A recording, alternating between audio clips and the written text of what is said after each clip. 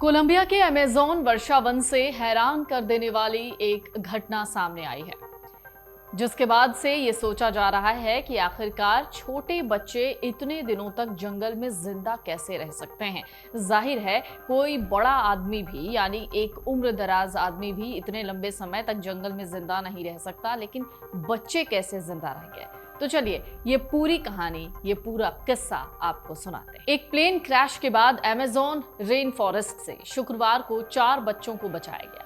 ये बच्चे 40 दिन तक दुनिया के सबसे खतरनाक जंगल में रहे। जब खोजी दल बच्चों के पास पहुंचा तो वो अकेले थे। लोग इस पर हैरानी जता रहे हैं कि 13 साल, 9 साल और 4 साल के 3 और 11 महीने का एक बच्चा इतने घने जंगल में जिंदा कैसे बचा।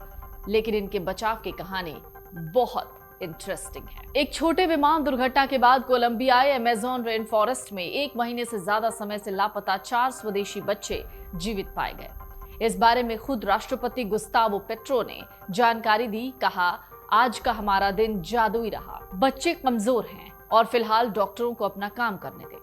राष्ट्रपति ने इससे पहले ट्विटर पर एक तस्वीर पोस्ट की जिसमें कई लोग दिख रहे थे। इनमें से कुछ ने सैन्य वर्दी पहन रखी थी और जंगल में तिरपाल पर बैठे बच्चों की देखभाल कर रहे थे। एक रेस्क्यू टीम मेंबर ने सबसे छोटे बच्चे के मुंह पर एक बोतल रखी जिसे उसने अपनी बाहों में पकड़ रखा था। उन्होंने ट्विटर पर लिखा, पूरे देश के लिए खुशी। कोलंबिया के जंगल में 40 दिन पहले खो गए 4 बच्चे जिंदा मिले। रक्षा मंत्रालय द्वारा शुक्रवार देर रात साझा किए गए वीडियो में बच्चों को एक हेलीकॉप्टर में ले जाते हुए दिखाया गया। मूल रूप से ह्यूटोटो स्वदेशी समूह के बच्चे 13, 9 साल, 4 साल और 1 वर्ष की आयु के हैं और 1 मई से जंगल में अकेले भटक रहे थे जब से उनका सेना 206 विमान दुर्घटनाग्रस्त हो गया था, जिसमें वो यात्रा कर रहे थे। पायलट ने सैन जोस डेल ग्वारियर शहर के लिए 350 किलोमीटर यानी करीब 217 मील की यात्रा पर अराराकुआरा नाम के जंगल क्षेत्र से उड़ान भरने के कुछ मिनट बाद ही इंजन में खामी की सूचना दी थी। पायलट, बच्चों की मां और एक स्थानीय स्वदेशी नेता के शव सभी दुर्घटना स्थल पर पाए गए, जहां विमान पेड़ों में लगभग सीधा खड़ा था।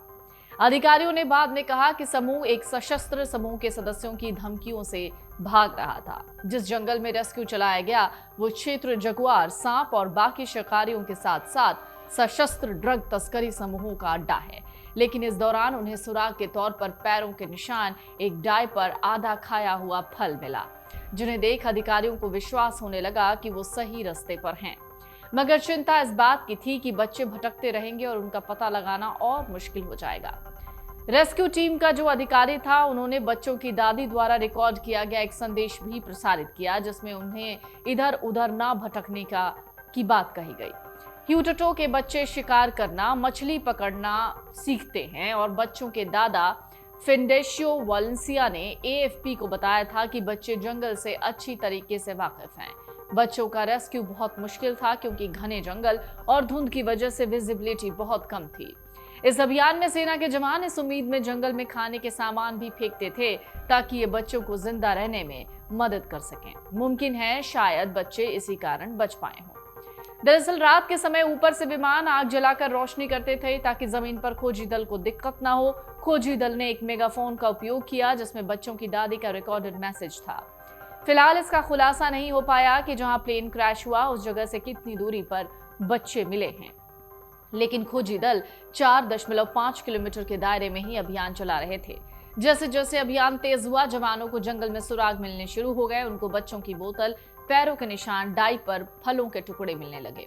दरअसल ये बच्चे ह्यूटोटो जनजाति से आते हैं और सबसे बड़ा लड़का ये जानता था कि जंगल में खुद को जिंदा कैसे रखना। अमर उजाला अब आपके टीवी पर भी। अपने स्मार्ट टीवी पर यूट्यूब पर सर्च करें अमर उजाला, चैनल सब्सक्राइब करें और देखें ताजा खबरें, वो भी HD क्वालिटी में। और हाँ, बेल आइकन दबाना ना भूलें ताकि हर खबर हो आपके घर। अमर उजाला, निष्पक्ष, निर्भीक, निरंतर।